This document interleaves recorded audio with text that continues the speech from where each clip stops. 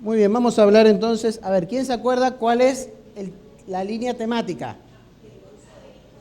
El gozo del Hijo de Dios, muy bien. ¿Cuál fue el tema de la semana pasada?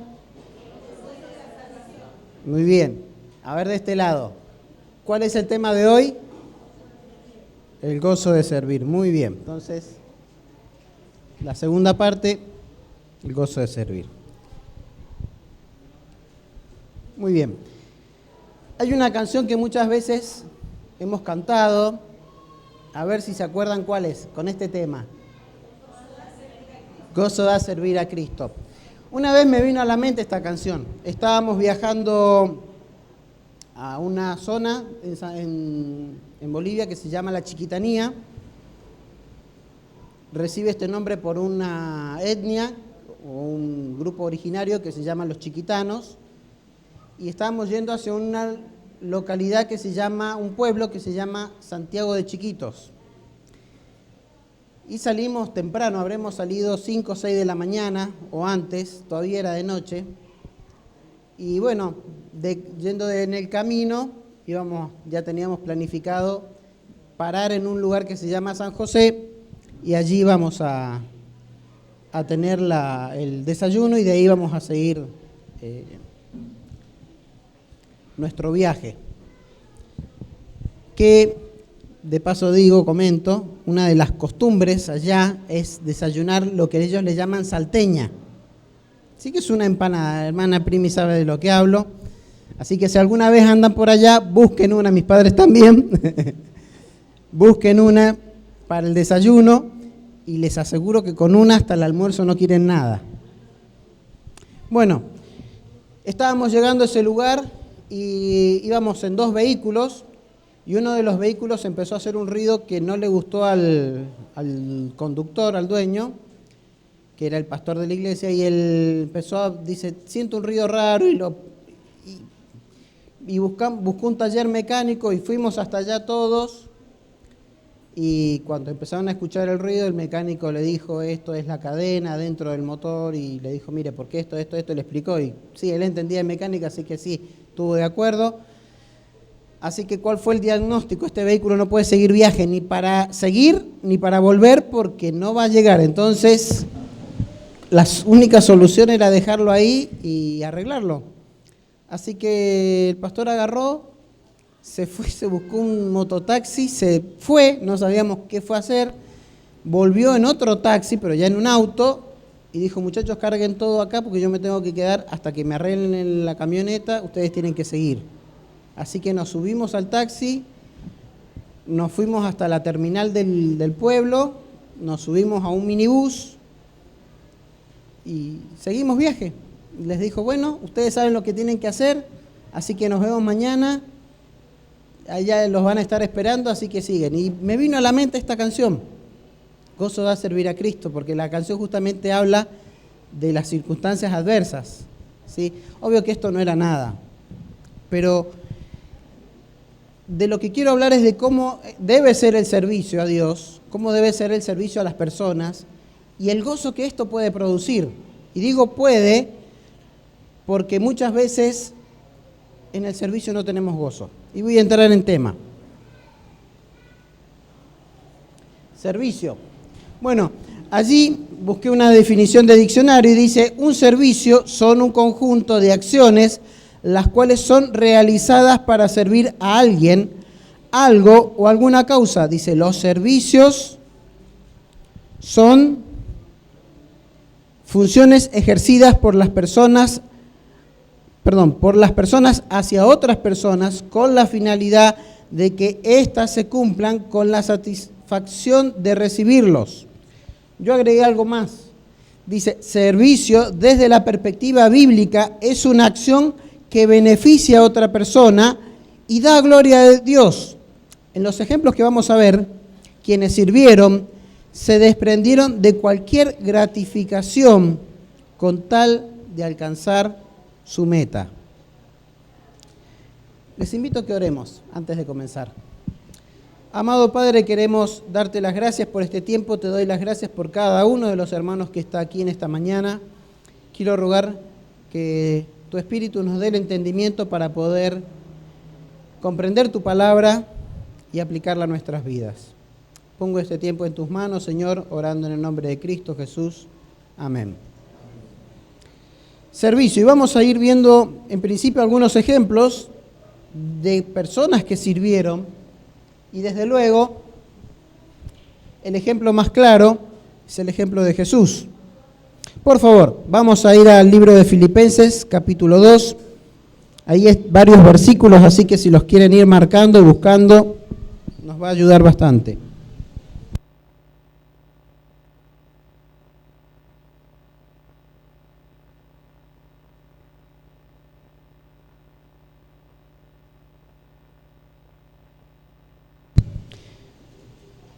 ¿Lo tienen? Filipenses capítulo 2, versículo del 5 al 8, conocido el pasaje, dice: haya pues en vosotros este sentir que hubo también en Cristo Jesús, el cual, siendo en forma de Dios, no estimó el ser igual a Dios como cosa a que aferrarse, sino que se despojó a sí mismo, tomando forma de siervo, hecho semejante a los hombres, y estando en la condición de hombre, se humilló a sí mismo, haciéndose obediente hasta la muerte y muerte de cruz. El primer ejemplo que da Jesús acá, y es lo que expresa el versículo que dice Pablo, es que Él, dice, teniendo la forma de Dios, siendo Dios, no usó eso como condición para sostenerse desde un lugar, sino que dice que voluntariamente se humilló a sí mismo. Dice que se humilló a sí mismo y tomó forma de siervo. Y dice que estando en esa situación, que además de eso, fue obediente hasta la muerte. Entonces, el primer ejemplo que vemos allí es el ejemplo de Cristo, de cómo Él mostró que el servicio tiene ciertos requisitos. El estar dispuesto a servir muchas veces significa ponerse en una posición que no es tan agradable a la vista. Saben, muchas veces hoy se hacen los títulos de personas y les llaman grandes siervos. Y hoy es muy común a veces pasar por algunos lugares, templos, iglesias, y ver un banner tamaño de 3x5 y una imagen gigante del gran siervo que está a cargo de esa iglesia. Y vamos a ir viendo cómo el servicio nunca busca la publicidad personal, nunca busca la exaltación de la persona que sirve. De hecho, si uno va al contexto bíblico, un siervo era una persona que estaba puesta en servidumbre, o sea, no era un empleado, era una persona que estaba obligada a prestar el servicio. No siempre era esclavo, pero muchas veces tenía por una u otra razón la obligación de cumplir ese servicio hacia una persona, y lo que hacía no era algo por lo cual alguien le fuera a dar las gracias o lo dijera: no, ahí viene mi siervo. No, ahí está mi siervo, ahí lo vamos a mandar a hacer esto. Entonces, era una posición en la cual la persona estaba, vamos a decir, no tenía de qué agrandarse, ¿sí? Dicho un poco en nuestro contexto. Ahora, ¿cuál fue, por ejemplo, uno de los casos en los cuales Jesús mostró esta humillación que se hizo a sí mismo? Vamos al libro de Juan, capítulo 13. También es un pasaje que varios conocemos. Pero Jesús estaba en ese tiempo con sus discípulos, lo que conocemos como la última cena, y para entrar un poco en contexto, días antes había habido una discusión entre los discípulos. Por un lado, habían llegado Juan y Jacobo con su madre para hacerle una petición especial a Jesús. Ella fue, ¿no es cierto? Como, no sé por qué habrá sido que ella llegó, pero ella dijo: tengo algo que pedirte, Señor. Cuando estés en tu reino, que mis hijos se sienten a tu lado, uno a la derecha y el otro a la izquierda. Y obviamente Jesús les habló sobre el tema. Y cuando los otros discípulos se enteraron de la situación, fue de alboroto. No porque les pareciera mal que ellos quisieran tener semejantes cargos o semejantes lugares, sino porque ellos anhelaban lo mismo. De hecho, en otra situación se relata una discusión entre ellos en la cual ellos estaban discutiendo de qué lugar le iba a tocar a cada uno en el reino. Vamos a ponerlo un poquito en nuestro plano actual. Es como cuando un candidato político gana las elecciones. Y una vez que gana, ¿cuál es el panorama que se viene? Bueno, a ver, ¿quiénes son los que van a integrar su gabinete? Y ahí empieza una guerra interna dentro del partido, porque los dirigentes de un lado y del otro, ¿qué quieren? Y no, este tiene que ir a economía, este tiene que ir a hacienda, este tiene que estar en salud, este tiene que estar acá, este tiene que estar allá. Empieza esa disputa y es una guerra internamente. Bueno, eso es lo que estaba pasando, porque ellos estaban esperando en Jesús la restauración del reino de Israel, que Él derrotara a los romanos, que instalara el reino, y ellos ya estaban viendo, a ver, ¿qué nos va a tocar a nosotros al momento de que Él asuma? Y Él les dijo, ¿saben? Los reyes, los gobernantes, los que tienen autoridad, se jactan, dice, de los cargos que tienen y ejercen dominio, pero dice ustedes, eso no va a poder ser así. El que quiere ser mayor, ¿qué tiene que hacer? Servir a los demás. Entonces llegamos al capítulo 13 y Jesús hace algo muy particular. Dice que estaba en la cena, en el versículo 3, dice, sabiendo Jesús que el Padre le había dado todas las cosas en las manos, que había salido del Padre, que había salido de Dios y a Dios iba, se levantó, dice, de la cena, se quitó el manto y tomando una toalla se la ciñó. Luego la puso agua en un lebrillo y comenzó a lavar los pies de sus discípulos y a enjuagarlos con la toalla con la que estaba ceñido. O sea, ellos estaban hablando, habían estado discutiendo sobre la posición que iban a tener cuando Jesús fuese rey. Y de pronto, estando en ese momento tan particular, porque estaban celebrando la Pascua, Jesús hace algo que capta totalmente su atención. Porque, a ver, para que entendamos, en aquel tiempo no había asfalto, no habían veredas así, era todo tierra. Y muchos sabemos lo que es haber estado alguna vez en una calle de tierra. Bueno, todos los caminos eran de tierra, muchas veces cuando la gente no tenía muchos recursos, aún el suelo de la casa era de tierra, y el calzado que más se usaban eran las sandalias, y los que no tenían caminaban nomás descalzos. Entonces, lo más lógico que pasa en esas situaciones, especialmente en una zona desértica o seca como lo era Israel, es que los pies estuvieran sucios. Entonces, cuando una persona llegaba a una casa como invitado, lo que se acostumbraba era que alguien le lavara los pies a la visita. Pero normalmente esto no lo hacía el que recibía, sino lo hacía un sirviente, un siervo.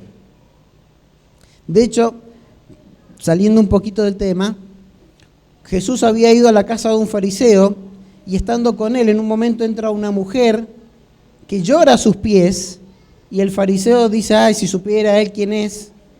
Y el Señor, ¿qué le dice? Llegué a tu casa y no me lavaste los pies. Sin embargo, ella con sus lágrimas me los ha lavado y con sus cabellos me los ha enjugado. Era lo que se acostumbraba a hacer. Ahora, era algo que se tenía que practicar y lo más, vamos a decir, habitual era que lo hiciera un siervo. Si no había un siervo, otra persona lo tenía que hacer porque la idea era que el anfitrión no lo hiciera porque resultaba humillante. Sin embargo, allí no había siervo y ninguno de los discípulos, ¿cómo me voy a rebajar a ponerme a lavar pies? Y el Señor tomó esa iniciativa. Dice que se quitó el manto, o sea, se despojó de todo lo que pudiera molestarlo, pero de todo lo que llamara la atención. Se puso una toalla en la cintura, puso en una fuente pequeña agua y empezó a lavar pies. Y para los discípulos eso fue algo que llamó la atención, porque aún Pedro le pregunta qué está haciendo, pero vamos hasta el versículo 12 y dice: así que después que les hubo lavado los pies, tomó su manto, volvió a la mesa y les dijo: ¿saben lo que he hecho? Vosotros me llamáis Maestro y Señor, y decís bien, porque lo soy. Pues si yo, el Señor y el Maestro, he lavado vuestros pies, vosotros también debéis lavarlos los pies los unos a los otros, porque ejemplos os he dado para que como yo os he hecho, vosotros también hagáis. Ellos estaban discutiendo posiciones y el Señor les estaba hablando de servicio. Y el ejemplo aquí no es simplemente para que ellos se dediquen a lavar pies, sino para que estén dispuestos a servirse los unos a los otros. Porque en definitiva el Señor mismo lo hizo. Y es el gran llamado que tenemos todos: servir. No es una actividad selecta para algunos escogidos dentro de la iglesia. Es un mandato de Dios para todos los salvos. Todo creyente tiene que servir. Y ya vamos a ir hablando un poquito de lo que es servir, porque muchas veces pensamos que el servicio tiene que ver con posiciones, con lugares específicos, con actividades determinadas, y no es así. Ahora, Hebreos 12, capítulo 2, hablando de Cristo, dice que Él, en el 1 dice, ¿qué dice el versículo 1? A ver quién se lo sabe de memoria.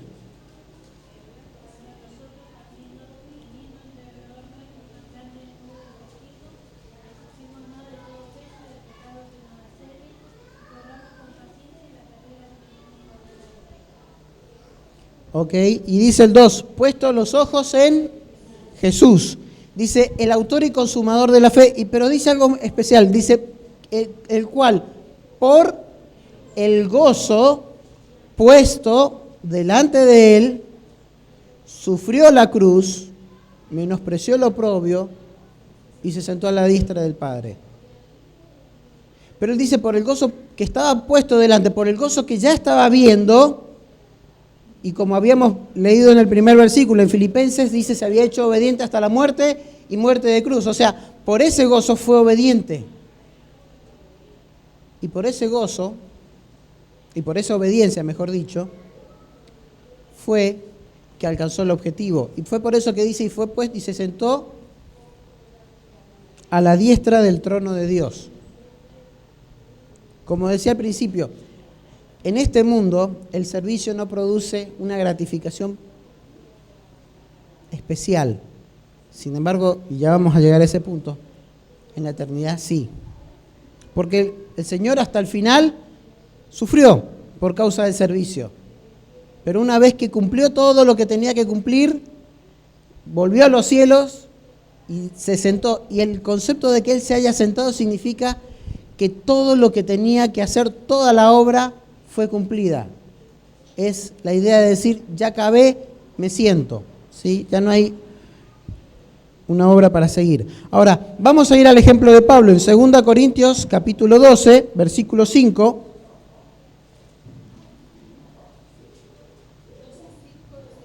Perdón, 12:15.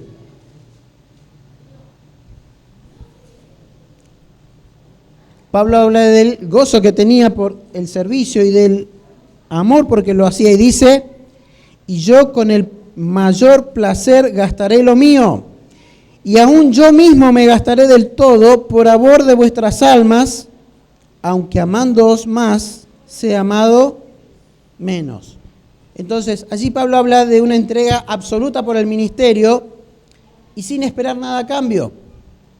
¿Saben? Muchas veces, y lamentablemente hoy, muchas personas anhelan el servicio no por el servicio mismo, no por amor a las personas que van a servir, sino por un beneficio, por un lugar, por una posición y muchas veces también por dinero.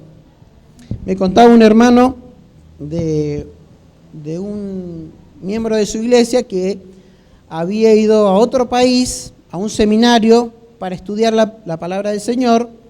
Entonces le habían aconsejado, dice, hay algunas iglesias donde podrías estar involucrándote, y fue a visitar a estas iglesias y en una de ellas, bueno, él manifestó el deseo de estar apoyando y dijeron, ¿cuál es tu área? Él dijo, con los jóvenes. Y bueno, acordaron cómo iban a trabajar y el hermano comenzó a servir en esa iglesia. Y al mes se encontró con una sorpresa. Le entregaron un sobre con dinero. Y él dijo, ¿y esto? No, acá todos los que sirven reciben apoyo. Y esto no es malo. El problema, me decía, sí, dice, él se llevó la sorpresa, dice, pero hay otros que ya saben de esto. Entonces, llegan, ya cuando están acomodados, empiezan a visitar iglesias y según con cuánto les vayan a apoyar, es donde van a estar. Hay personas que buscan el servicio por eso. Hay gente que a veces, de verdad, llegan a iglesias y dicen, yo quisiera apoyar acá porque veo que hay mucho trabajo para hacer y veo que necesitan gente y no sé cómo podemos arreglar. Literalmente se ofrecen, pero no para servir, sino se están ofreciendo como para que les contraten los servicios. Pablo acá está diciendo todo lo contrario, porque él dice, yo con el mayor placer gastaré de lo mío y aún yo mismo me gastaré. O sea, estoy dispuesto a desgastar mi vida por amor de vuestras almas. Y hace una conclusión, aunque amándolos más, sea amado menos. Como les decía al principio, el servicio a las personas, el servicio a Dios, porque en definitiva el servicio a Dios es servir a otros, tiene que ser una entrega en la cual no necesito reciprocidad. Yo puedo servir a una persona aunque esa persona no me dé las gracias. De hecho, no debería esperar una gratitud de esa persona. Porque si yo espero gratitud y no la recibo, ¿cómo me siento? Decepcionado. A veces pasa, ¿no? Llega este ejemplo lo daba un hermano. Estábamos en un retiro de líderes y él dice, llega el momento en el que se hacen las conclusiones, el cierre, dice, entonces, dice, empezamos, el que está dirigiendo empieza a dar las gracias y dice, y como de costumbre llama a las hermanas de la cocina, dice, las hermanas de la cocina se ponen a un costado porque no quiere pasar al frente, dice, no, acá está bien, y bueno, no, pero vamos a darle un aplauso a las hermanas, y después gracias al hermano tanto porque él es el que ha estado disponiendo de su vehículo para traer cosas y ha estado disponible siempre, y a pesar de que no ha podido escuchar los mensajes porque siempre ha estado disponible, pero él ha estado acá. Y gracias al hermano tanto porque ha venido, porque ha estado, y gracias al hermano que ha venido desde tan lejos para compartir la palabra con nosotros, Y dice, y de golpe se olvida de vos, que también estuviste involucrado, que hiciste tantas cosas, y vos decís, no, está bien, por dentro te decís, ¿no? No, está bien, yo no lo hacía esto por la gratitud, yo lo hice para el Señor. Pero muy en lo profundo te mastica eso. Se olvidaron de mí. Y nos pasa, me pasa. Empieza el momento en el que vienen los agradecimientos y de pronto uno, pero yo también estuve y a mí no me dijo nada. Ahora eso no es malo. Peor es cuando haces un servicio en favor de alguien y encima te reprochan cosas. Porque no era como yo lo quería, porque no era de la forma en que yo esperaba, porque yo no quería ese color, porque yo no quería que fuera tal día, porque tendrías que haber venido antes, porque tendrías que haber estado después, porque fue inoportuno, porque... Cuando yo tengo realmente el corazón dispuesto a servir, el ver el resultado debería ser suficiente y debería darme gozo. Volviendo a Filipenses, hay varios versículos acá. En el capítulo 1, como lo ven allí, ¿se alcanza a ver? Sí. Versículo 12,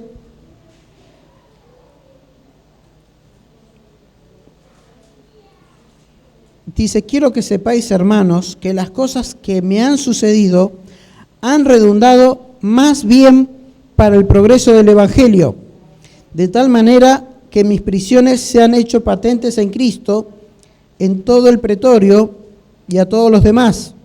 Y la mayoría de los hermanos, cobrando ánimo en el Señor con mis prisiones, se atreven mucho más a hablar la palabra sin temor.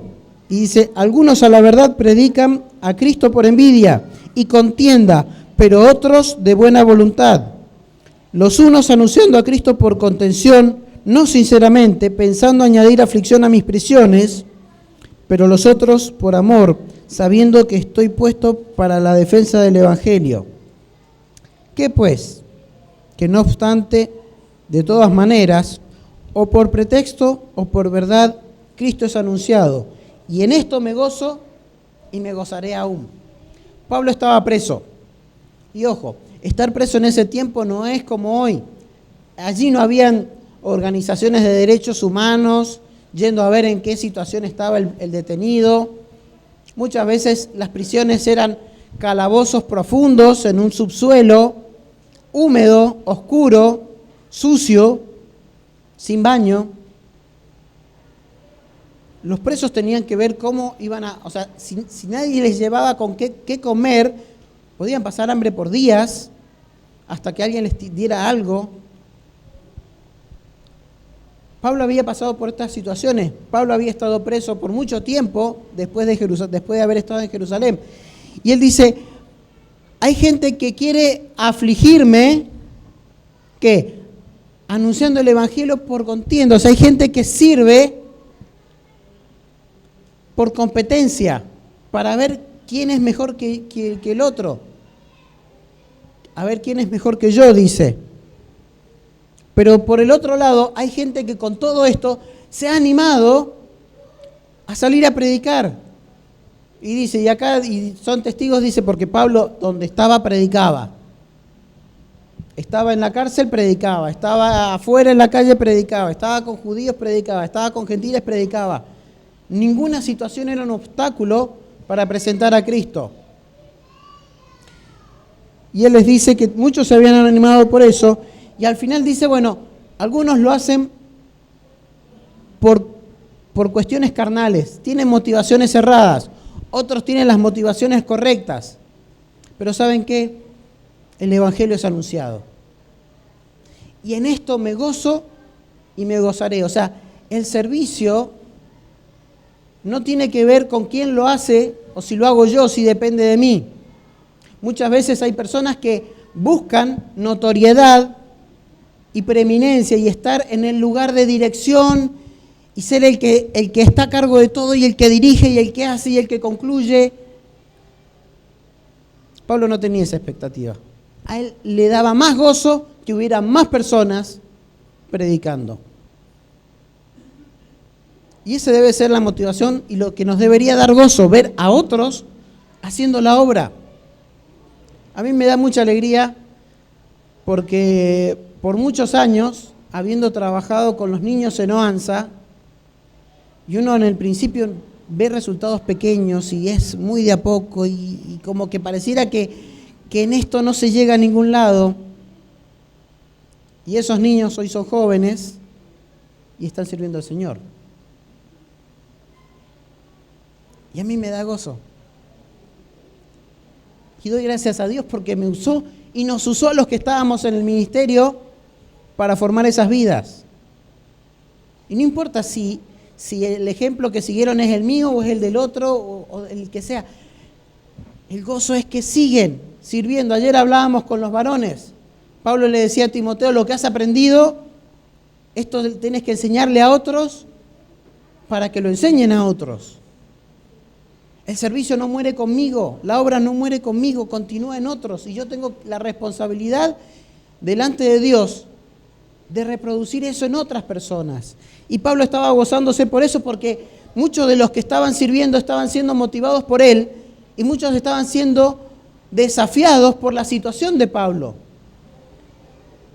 Pablo tenía ese gozo basado en resultados y no en las circunstancias. Él estaba preso, pero el gozo estaba igual. Ahora, ahí hay una pregunta.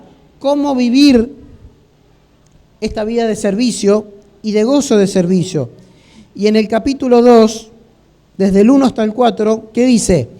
Por lo tanto, si hay alguna consolación en Cristo, si algún consuelo de amor, si alguna comunión del Espíritu, si algún afecto entrañable, si alguna misericordia, que dice, completad mi gozo, sintiendo lo mismo, teniendo el mismo amor, unánimes, sintiendo una misma cosa. Y él dice, nada, el 3, nada hagáis por contienda o por vanagloria, antes bien con humildad, estimando cada uno a los demás como superiores a él mismo, no mirando cada uno lo suyo propio, sino cada cual también por lo de los otros. Y ahí vuelve el 5, lo que vimos antes, dice, haya el mismo sentir que hubo en Cristo Jesús. En otras palabras, en primer lugar, ¿cómo vivir una vida de servicio? Un servicio que produzca gozo. Dice primero que tiene que haber comunión en el Espíritu. Tiene que haber amor profundo. Por eso dice entrañable, tiene que surgir desde adentro. Pero también tiene que haber misericordia. Porque muchas veces el servicio implica misericordia hacia otra persona. Un necesitado, un enfermo, alguien que está pasando por un momento muy difícil. Pero dice en el 2 que tenemos que tener el mismo amor, el amor que procede de Dios, con el mismo ánimo, pero sintiendo una misma cosa. Y acá quisiera hacer una pausa, porque muchas veces tenemos un conflicto en el ministerio, en la obra, y es que servimos con personas con características igual que nosotros, pero no son las mismas, son diferentes criterios, diferentes formas de pensar, diferente carácter. Algunos son más enérgicos, otros más calmados, algunos son más metódicos, otros son más espontáneos, y eso produce roces. Muchas veces no tenemos el mismo concepto de las cosas. Para algunos se tiene que hacer de esta manera, en este lugar, y de alguna forma en particular, y yo pienso en todo lo contrario. Y eso produce conflicto, porque no estoy de acuerdo con mi hermano, porque no estoy de acuerdo con la hermana, con la forma en la que ella lo plantea.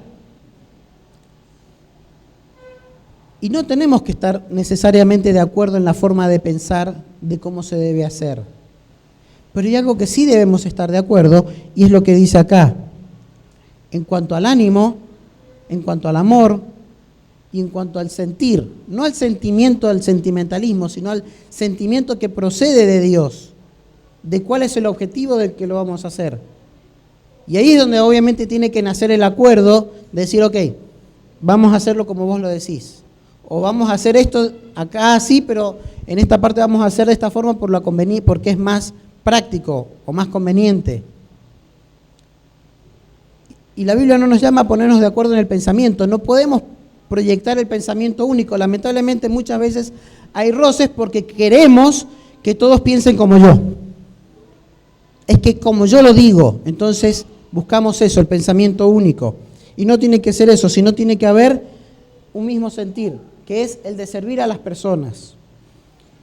Y en el 4, agarra y dice, no mirando cada uno por lo suyo propio. El servicio no es para mí, no es para mi beneficio, yo no voy a sacar nada de esto, no tengo que sacar, o no tengo que buscar un beneficio de esto. Tiene que mi hermano ser beneficiado por mi servicio, sea material, sea económico, sea espiritual. Muchas veces en la obra nos vamos a encontrar con que personas necesitan ser apoyadas en momentos y en horarios que para nosotros pueden parecer inoportunos. Alguien que tuvo un accidente un fin de semana, a una hora que uno ya está descansando. Y muchas veces servir a ese hermano significa levantarse de la cama e ir a verlo, e ir a ayudarlo. Ahora, ¿qué nos aleja? Y esto ya para tener un poquito como advertencia, ¿qué nos aleja del verdadero servicio? Porque el pasaje de allí, se me alteró la presentación, hace una lista de características. En primer lugar dice, en unanimidad, en un mismo ánimo. Y el contrapuesto de la unanimidad o del mismo ánimo es el individualismo. Hoy vivimos en una sociedad muy individualista, al punto tal que ya hasta todo te lo dan servido para que no tengas que irte de tu casa. Hoy ya no tenés que ir al videoclub a alquilar una película, la tenés por pay-per-view y lo podés hacer con tu tarjeta de crédito a través de tu celular. Hoy no necesitas ir a pagar a las cuentas al servicio de pago, ya lo podés hacer por home banking. Hoy no necesitas ir a visitar a alguien, podés hacerle una videollamada. Y lamentablemente muchas veces esto nos lleva a ¿qué? A vivir una vida aislada en la que somos individuales. Pero también el egoísmo personal nos lleva a eso, a decir, yo esto lo hago para mí, no para el otro. Por el otro lado, él dice, no por contienda, o sea, no por conflicto, por pelea o por gloria personal. Y usa la palabra vana gloria o gloria vana. Y la palabra vano es vacío, algo que no tiene contenido. El ejemplo más claro, un globo o una burbuja tiene aire por dentro, pero si uno lo pincha, ¿con qué se queda? Con nada. Está vacío de un contenido real. Y eso es eso es la vanagloria. Es el hecho de obtener algo para beneficio mío, pero que en realidad no me da nada. Entonces, obviamente, cuando él dice nada lo hagan por contienda, por vanagloria, lo contrario sería hacerlo sí por contienda o por vanagloria. Después dice en humildad. O sea, yo tengo que estar humillado, no en una humillación degradante, pero sí humillado en el sentido de no buscar algo para mí, no buscar un mérito. Lo contrario a la humildad, ¿qué es? El orgullo. No, esto lo hago para que vean, porque hermanos, quiero decirles que para mí ha sido un gran sacrificio venir desde Santa Cruz hasta acá, porque son más de 40 horas en el micro y el sacrificio que yo he hecho para estar con ustedes este tiempo, soportando calores de 40 grados, y yo me voy hinchado, no de tanto comer, sino del ego, por orgullo. No tiene que ser eso. Al contrario, yo doy gracias a Dios de estar acá con ustedes y tener el privilegio de poder compartir este tiempo con ustedes y compartir la palabra del Señor.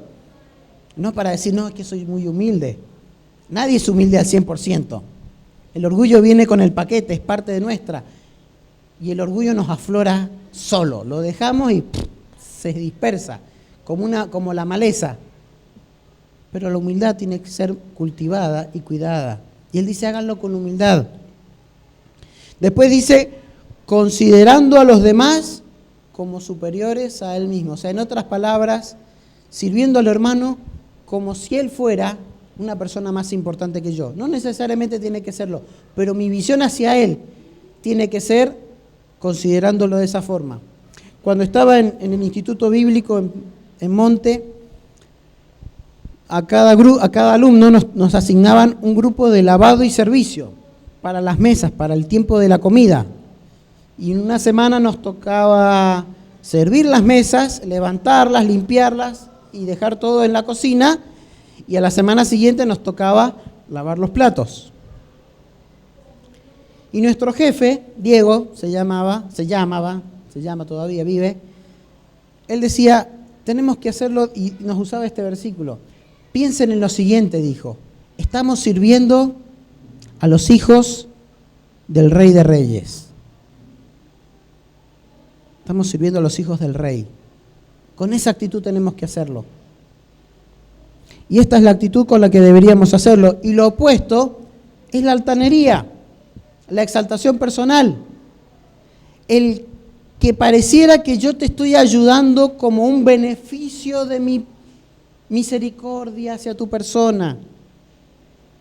Muchas veces los políticos, los gobernantes, cuando hacen sus discursos y entregan una obra, se muestran a sí mismos como personas tan, ¿cómo decirlo?, bondadosas, que les han hecho un beneficio. Y el otro día alguien publicó un video, no voy a mencionar quién, pero fue un intendente en Bolivia, y estaba tan molesto y el tipo es tan prepotente que en un momento agarró e insultó a la gente y les dijo: yo les he hecho esto, podría haber hecho tal cosa, tal otra, pero les he hecho esto y ustedes encima me vienen a reclamar, ¿pero qué se creen? Eso es altanería. Es decir, mira, yo te estoy haciendo un favor y encima vos me lo discutís. Debería ser todo lo contrario. Ahora, quiero hacer, una advertencia. En el anterior lo hice, en este también, y en el próximo va a haber una advertencia en cuanto al gozo. Y es en cuanto al activismo. Fíjense, lo voy a leer porque sé que no está muy claro, pero dice, el activismo, dice, es la sobreestimación de la acción. En algunos casos se entiende el activismo como una sobreestimación exagerada de la vida activa, como un exceso de actividad incontrolada que guarda elementos de obsesión o de distracción. Esta sobreestimación recibió también el nombre de americanismo, o en el decir, de un Papa Pío XII, la herejía de la acción. Dice, el hombre devorado por la fiebre de la acción, suponiendo que solo a fuerza de acciones se producen cambios o el mejoramiento. Dice, se entrega más y más a actividades exteriores, desconsiderando la vida interior. ¿Saben? Cuando yo pierdo el gozo de servir y la motivación de servir, entro en el activismo. El activismo es hacer la obra en mis fuerzas, en la carne. El activismo es dejar de depender de Dios para servir. Es hacerlo porque quiero hacerlo, o porque siento que tengo que hacerlo, o porque quiero que me vean. Y saben, el activismo desgasta, porque yo me esfuerzo más y más en hacerlo, y al no depender de Dios, voy decayendo. Va produciendo desgaste físico, desgaste mental, emocional y espiritual. Y en un momento ya no es satisfactorio. Produce aflicción, amargura. Todo lo que estoy haciendo y nadie lo estima. Ahí hay dos pasajes, simplemente los voy a mencionar. El de Samuel capítulo 13, Saúl estaba esperando para la batalla y tenía que esperar por el sacerdote Samuel para hacer un sacrificio. Y como Samuel no llegaba, y según él se estaba demorando, Saúl hizo algo que no debía, hizo él el sacrificio, y eso le estaba prohibido. No lo podía hacer el rey, lo tenía que hacer el sacerdote. Y cuando Samuel llegó le dijo, ¿qué has hecho? ¿Qué locura has cometido? Y él dice, lo que pasa es que el pueblo se descontrolaba y me abandonaba, y como no llegabas, dice yo, y hace una expresión clave, me esforcé. Y eso le trajo malas consecuencias. Y Samuel se lo dijo, por esto vas a perder el reino. El segundo caso es en Lucas capítulo 10, versículos 38 al 42, y ahí Jesús estaba en la casa de dos hermanas, Marta y María, las hermanas de Lázaro. Y Marta dice que estaba preparando cosas, cocinando y haciendo algo y atendiéndolo y preparando, mientras que María estaba sentada a los pies de Jesús, aprendiendo, escuchando de la palabra. Y en un momento María, cansada, fatigada, hastiada, le dijo, Señor, ¿no tienes cuidado? Mira, Yo estoy acá haciendo un montón de cosas y mi hermana ni me ayuda y ni siquiera le decís algo. Y el Señor poniéndole un poco de paño frío a la situación y con amor le dijo, Marta, dice, agobiada y cansada estás con muchas cosas, pero hay una solamente que te era necesaria. Y dice, y tu hermana eligió la mejor parte y no se la voy a quitar. Muchas veces, por estar ocupado en muchas actividades, nos desenfocamos y quitamos la mirada de Cristo y de lo que tendríamos que hacer. Y el servicio se vuelve pesado, cargado, porque lo queremos hacer en nuestras fuerzas. Como detalle, Pablo, en 2 Corintios capítulo 12, él habla de algo que le llama un aguijón en la carne. Muchos especulan sobre qué fue. No vamos a entrar en esa especulación, pero hay algo que es clave. Fíjense, 2 Corintios capítulo 12, solamente el versículo 7, y dice, y para que la grandeza de las revelaciones no me exaltase desmedidamente, me fue dado un aguijón en mi carne, un mensajero de Satanás que me abofetee. ¿Para qué? Para que no me enaltezca en sobremanera. Y él dice que él oraba a Dios pidiéndole que le quitara eso, porque lo limitaba en lo físico. La respuesta de Dios, ¿cuál fue? Bástate en mi gracia. Porque mi poder se perfecciona ¿dónde? En tu debilidad. Y entonces Pablo dice, y a partir de ahí yo me glorío en mis debilidades para que se manifieste Cristo. En otras palabras, yo quise servir y quería servir más en mis fuerzas, en mi carne, en mis conocimientos, y Dios permitió que Satanás enviara a uno y le dice que me abofetee, que me golpee, que haga de esa debilidad mía algo grande. Dice, pero Dios tenía un propósito, que yo no me exaltase en sobremanera. ¿Para qué? Para que dependiera de Él. Ayer hablábamos justamente también con los varones de eso, de la necesidad del hombre de depender de Dios para poder estar involucrado. Que mientras más dependientes de Dios estamos, mayores resultados hay. El activismo, hermanos, es dañino para nosotros y también para la obra, porque saben que produce resultados que se desvanecen al poco tiempo. Y por último, voy a hablar de algo, no sé si se acuerdan de la película. A ver, ¿se acuerdan de esa película de Jim Carrey? Sí, señor, se llama. Y es el sí fácil. Esto es un anexo. ¿Saben? Hay hermanos que tienen mucha disposición de servir. Y es hermoso como están dispuestos. Pero, ¿saben? A veces tienen un problema. No, lo digo, lo tienen porque no es mío el problema. Y es que a todos le dicen que sí. ¿Podés venir a limpiar? Sí. ¿Podés venir a hacer esto? Sí, dale, contá conmigo. ¿Podés ayudarme con otro? Sí. Y muchas veces se anotan para muchas actividades en poco tiempo, muchas veces hasta en el mismo día. Y por más que tengan toda la disposición, por más que tengan la motivación correcta, se desgastan. Me acuerdo que hace varios años atrás estábamos en el local de calle Belgrano y había una señorita que estaba sirviendo al Señor en el ministerio con los niños. Todavía no teníamos SUANS, era atletas. Y ella tenía buenas ideas y era una persona muy dispuesta. Y entonces, ¿será que nos podés ayudar con tal actividad de los jóvenes? Sí. ¿Será que nos podés ayudar con tal actividad con los jóvenes mayores? Sí, sí. Resultado fue que pasó prácticamente todo el día en la iglesia, desde las 2:30 de la tarde más o menos, como hasta las 10:30 de la noche. Aparte de eso, ella estudiaba y tenía otras cosas.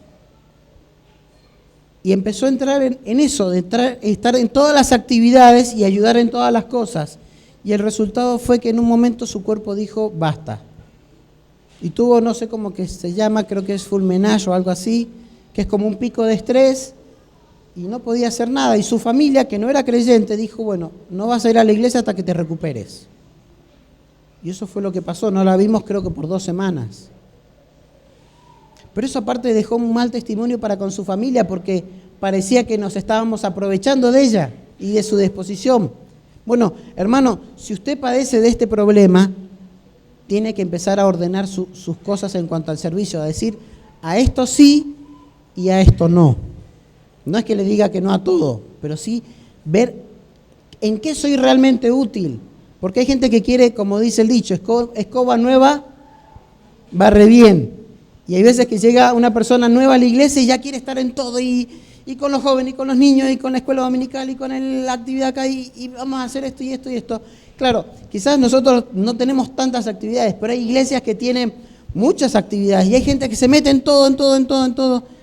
Pasa un mes y esa persona está hecha una piltrafa. Entonces, eso también termina quitando el gozo de servir.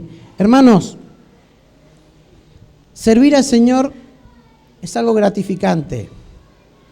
No importa lo que se haga, no importa cuánto, no importa lo que me cueste. Cuando yo sirvo al Señor de corazón, cuando sirvo a mis hermanos con amor, eso produce gozo. Debe producirlo. Si no lo está produciendo, entonces necesitas ver qué es lo que está pasando en tu vida que te está quitando el gozo de servir. Y si por esa situación no estás sirviendo, entonces tienes que arreglar esa situación con Dios, porque Dios está esperando que le sirvas. Vamos a terminar este tiempo en oración. Gracias, amado Padre, por tu palabra, y gracias porque nos has concedido el privilegio de servirte, y porque el servirte nos produce en nosotros gozo. Señor, quiero darte gracias por el tiempo y gracias por tu palabra, porque ella nos da el entendimiento para seguir adelante. Ruego también por mis hermanos para que les cuides en el regreso a sus hogares o al lugar a donde estén yendo. En nombre de Cristo te doy las gracias. Amén.